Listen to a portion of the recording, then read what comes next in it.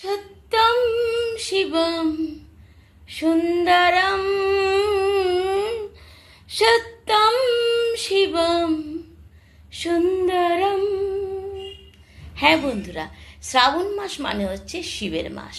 কথিত আছে শিব ও পার্বতী ভক্তদের মনোবাঞ্ছা পূরণ করবার জন্য তারা এই মর্তে আগমন করেন। শিবের পুজো করলে নাকি সুখ সমৃদ্ধিতে ভরে যায়, এবং হিন্দুদের এটা একটা পরম ধর্ম যে হিন্দুরা প্রতিটা সোমবার এই শিবের পুজো করে থাকেন এবং তার উপবাস থেকে তারা এই পুজোটা করেন। কেউ ফল খেয়ে থাকে, কেউ সাবু খেয়ে থাকে, কেউ আবার একসিদ্ধ ভাতও খেয়ে থাকে। তো শিবকে যথারীতি আচার অনুষ্ঠানের নিয়ম অনুযায়ী ঘি মধু মাখিয়ে দুধ গঙ্গাজল এবং সিদ্ধি দিয়ে শিবকে ভালো করে পুজো করে দেওয়া হয় এবং ভালো করে স্নান করানো হয়। শিবের গায়ে তো সাপ থাকেই, তো সেই সাপকেও ভালো করে পুজো করে ভালো করে স্নান করানো হয়।